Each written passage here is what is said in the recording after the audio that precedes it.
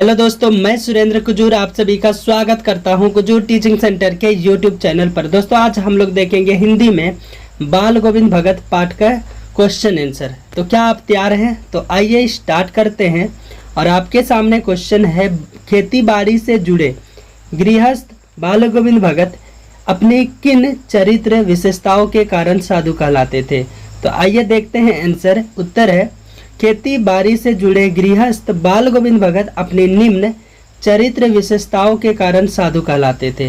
देखेंगे उनमें से पहला है, कबीर के आदर्शों पर चलते थे, उन्हीं के गीत गाते थे। दूसरा देखिएगा, वे झूठ नहीं बोलते, वे हमेशा खरा व्यवहार रखते थे, किसी से दो टुक बात करने में संकोच नहीं करते, ना किसी से झगड़ा करते। ठीक है, बोल सकते हैं बाल गोविंद भगत जो है वो कबीर के आदर्शों पर चलते थे, उन्हीं के गीत गाते थे, कभी झूठ नहीं बोलते थे, हमेशा क्या करते थे, एक दूसरे से खरा व्यवहार रखते थे, और एक टुक बात करने में किसी से संकोच नहीं करते थे, और ना ही बेवजह किसी से झगड़ा करते थे। इसलिए इन विशेषताओं के कारण वो क्या कहलाते थे? साधु कहलाते थे। ठीक है, आगे देखेंगे। क्वेश्चन अगला है, भगत की पुत्रवधु उन्हें अकेले क्यों नहीं छोड़ना चाहती थी? तो आंसर देखिएगा, भगत की पुत्रवधु उन्हें अकेले छोड़ना इसलिए नहीं चाहती थी क्योंकि भगत के बुढ़ापे का एकमात्र सहारा थी।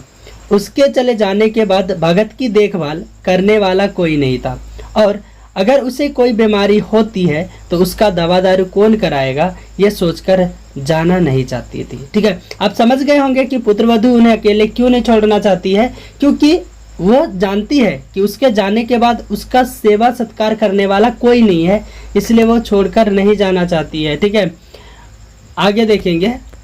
क्वेश्चन अगला है, भगत ने अपने बेटे की मृत्यु पर अपनी भावनाएं किस तरह व्यक्त की? तो आंसर देखिएगा, किस तरह से व्यक्त किया था। बेटे की मृत्यु पर भगत ने पुत्र के शरीर को एक चटाई पर लिटा दिया, उसे सफेद चादर से ढक दिया तथा वे कबीर के भक्ति गीत गाकर अपनी भावनाएं व्यक्त करने लगे। ठीक है, भगत ने अपने पुत्रवधु से कहा, क्या रोने का समय नहीं बल्कि उत्साह मनाने का समय है। और भगत जी कहते हैं, आत्मा परमात्मा के पास चली गई है, उन दोनों के मिलन से बड़ा आनंद और कुछ नहीं है। इस प्रकार से भगत जी अपनी भावनाएं व्यक्त करते हैं। वो बोलते हैं, अभी ये जो दिन है ये रोने का दिन नहीं है, ये जो दिन है वो उत्साह मनाने का दिन है, इसलिए मत रो, उत्साह मनाओ, क्योंकि आत्मा क्या हो गया है, परमात्मा से मिल गया है। ये मानते हैं भगत सिंह। ठीक है, अरे भगत सिंह नहीं, बाल गोविंद भगत मानते हैं भैया, गलत हो गया। आगे देखिएगा, भगत ने व्यक्तित्व और उनकी वेशभूषा का अपने शब्दों में चित्र प्रस्तुत कीजिए। भगत के व्यक्तित्व के बारे में बताना है। बाल गोविंद भगत एक गृहस्थ थे, लेकिन उनमें साधु सन्यासियों के गुण थे। वे अपने किसी काम के लिए दूसरों को कष्ट नहीं देना चाहते थे।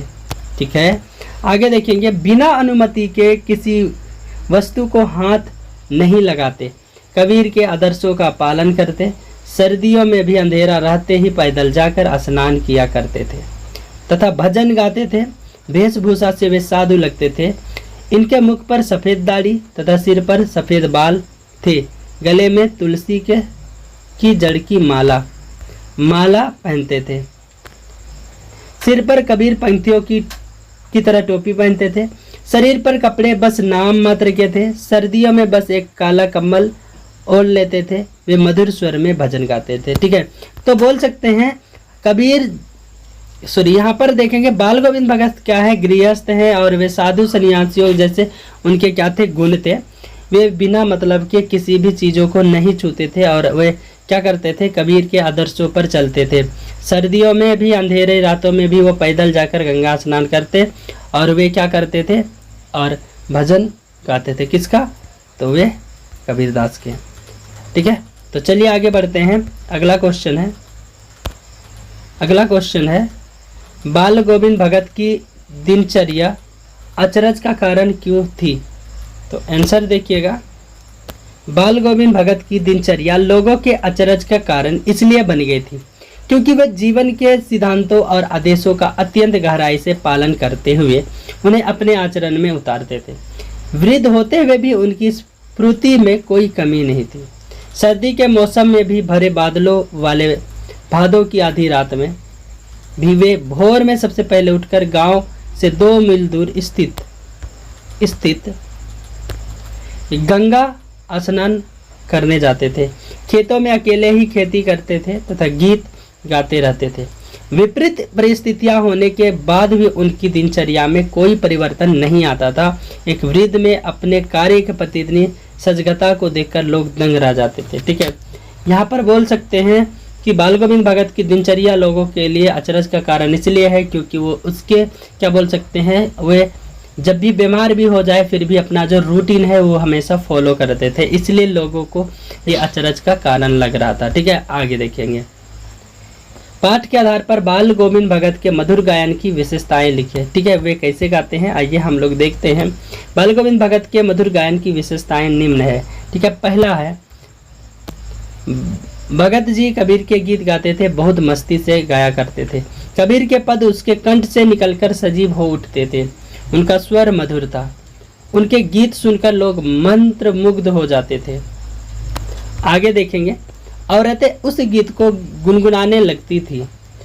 उनके गीत का मनमोहक प्रभाव सारे वातावरण में छा जाता था। ठीक है, इतना ही खतरनाक गाते थे कि सब लोग क्या हो जाते हैं, मंत्र मुग्ध हो जाते हैं और औरतें भी क्या हो जाती है, उस गाने को गुनगुनाने लगती है। ठीक है, अगला क्वेश्चन देखेंगे। कुछ मार्मिक प्रसंगों के आधार पर यह दिखाई देता है कि बाल गोविंद भगत प्रचलित सामाजिक मान्यताओं को नहीं मानते थे। पाठ के आधार पर उन प्रसंगों का उल्लेख कीजिए। आइए देखते हैं हम लोग। ठीक है, क्या नहीं मानते हैं। कुछ ऐसे मार्मिक प्रसंग हैं जिनके आधार पर यह कहा जा सकता है कि बाल गोविंद भगत अप्रचलित सामाजिक मान्यताओं को नहीं मानते थे। वे विवेक की कसौटी पर खरी नहीं उतरते थे। उदाहरण देखेंगे तो उदाहरण है पहला, भगत के पुत्र की मृत्यु हो गई तो उन्होंने सामाजिक परंपराओं के अनुरूप अपने पुत्र का क्रियाक्रम नहीं किया। उन्होंने कई तुलना करते हुए बिना कार्यखंड के साथ संस्कार दिए। अगला देखिएगा, सामाजिक मान्यता है कि मृत शरीर को मुखाग्नि पुरुष वर्ग के हाथों दी जाती है, परंतु भगत ने अपने पुत्र को मुखाग्नि अपनी पुत्र वधू से ही दिलाई। हमारे समाज में विधवा विवाह को मान्यता नहीं दी गई है, परंतु भगत ने अपनी पुत्र वधू को पुनः विवाह करने का आदेश दिया। ठीक है, तो यहाँ पर बोल सकते हैं इस प्रकार से बोल सकते हैं कि सामाजिक मान्यताओं को बाल गोविंद भगत जो है नहीं मानते हैं, क्योंकि ये सब क्या है, सामाजिक मान्यता है कि जिसका भी मृत्यु हो जाता है तो पुरुष वर्ग के लोग ही क्या करते हैं, मुख अग्नि देते हैं। लेकिन यहाँ पर बाल गोविंद भगत नहीं मानते, इसलिए अपने पुत्र वधू से दिलाते हैं। ठीक है, आगे देखिएगा।